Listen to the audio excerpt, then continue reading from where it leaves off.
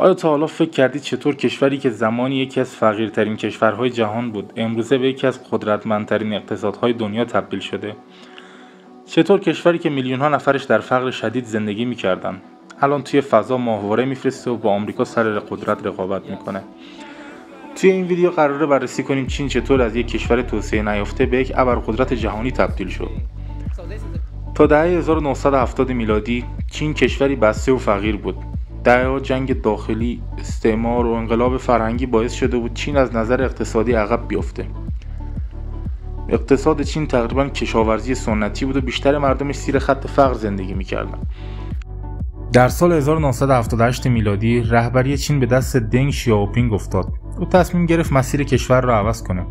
به جای ادامه دادن کمونیسم سختگیر، شروع کرد به باز کردن اقتصاد به روی جهان. شعار معروفش این بود: مهم نیست گربه سفید باشه یا سیاه، مهم اینه که موش بگیره. یعنی به جای ایدئولوژی نتیجه مهمه. دنگ اجازه داد سرمایه‌گذاران خارجی وارد چین بشن. مناطق ویژه اقتصادی ساخت مثل شنژن که از یک روستای کوچک تبدیل شد به یکی از بزرگترین شهرهای صنعتی دنیا. با نیروی کار ارزان، دولت قدرتمند و سیاستگذاری دقیق، چین تبدیل شد به کارخانه جهان. از لباس گرفته تا موبایل و کامپیوتر، تقریبا همه چیز در چین ساخته میشد. در عرض چند دهه اقتصاد چین با سرعتی بی‌سابقه رشد کرد. میلیون‌ها نفر از فقر نجات پیدا کردند. زیرساخت‌ها به شدت گسترش یافتند. راه آهن، مترو، فرودگاه، بنادر، جاده‌های چند طبقه و غیره. در دهه 2000 چین عضو سازمان تجارت جهانی شد. حالا رسما وارد اقتصاد جهانی شده بود. شرکت‌های بزرگی مثل علی بابا، هواوی، شیائومی و بایدنس سازنده تیک تاک به دنیا معرفی شدند. تکنولوژی، اینترنت، هوش مصنوعی و انرژی سبز زمینه‌های جدیدی برای قدرت چین شدند. چین دیگه فقط تولید نمی‌کرد، حالا خودش طراحی و رهبری هم می‌کرد.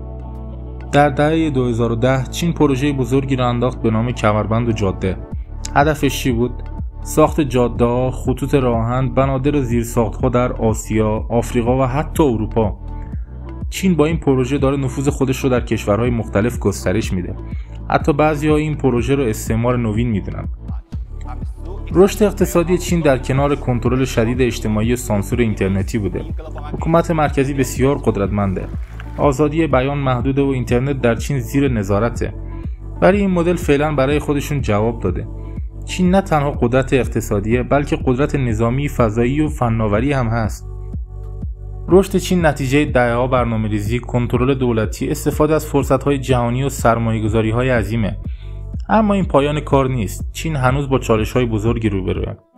از جمعیت پیر، اختلافات طبقاتی تا رقابت شدید با آمریکا و فشارهای بین‌المللی. اما چیزی که واضحه اینه که چین امروز یک ابرقدرت تمام عیاره. اگر از این ویدیو خوشت اومد، لایک و سابسکرایب یادت نره. تو نظرها بنویس به نظرت آینده چین چجوری خواهد بود؟ آیا تبدیل به قدرت شماره‌ای که جهان میشه یا با چالش‌ها شکست میخوره؟